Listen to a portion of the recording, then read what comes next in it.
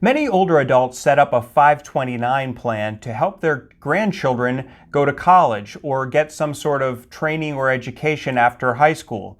It's a really great deal. You set aside money in this account, the money grows tax-free, and as long as you take the money out of the account to pay for those education or training expenses, then there's no tax penalty. Really good deal. But what happens if the grandparent ends up needing long-term care because of a decline in health?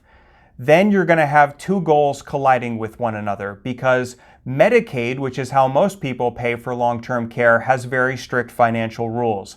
My name is Patrick Cawley. I'm an elder law and estate planning attorney with Keystone Elder Law in Mechanicsburg, Pennsylvania. This issue comes up from time to time.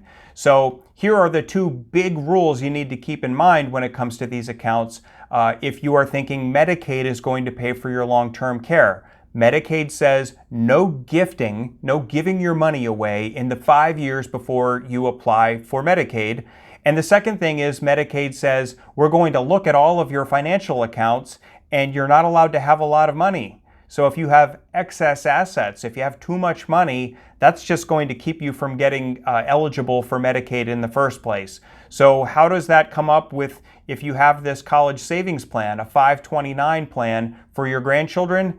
Well, people often ask, is it a gift that I've set up this account? Well, probably not, because you still own the account most likely. Again, I would need to know exactly how you set the account up. It is possible to set the plan up so that your grandchild actually owns the money that you're putting into it, but most people don't set it up that way. Most people continue to own the account and they take the tax advantages of having that account.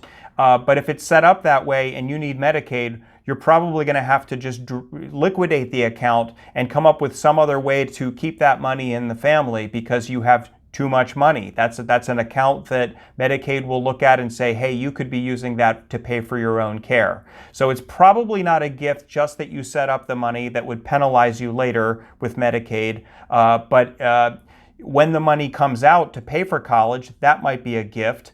And then just having the money sit there, if it hasn't gone to pay for college yet, it's excess assets. It's too much money. So you run into one of the two major problems with Medicaid, and there are some options to work through how you deal with that, especially if you start planning now before you need Medicaid. It's possible we could transfer ownership of the account to your children to manage for your grandchildren when it's time for them to go to college. There may be some other options, but you just need to know that with gifting and with having too much money, those big rules for Medicaid, having that 529 plan, although it's a great thing to do for your grandchildren and it's a good tax advantage way to do it, that's going to run right into your long-term care goals if Medicaid is going to pay for long-term care. If you have questions about this, send me an email at info@keystoneelderlaw.com or give us a call, 717-697-3223. These get to be complicated issues, but I wanted that at least to be on your radar screen, that having this great plan for college savings can run right into a plan for long-term care, and it's tough to come up with answers to sort that out.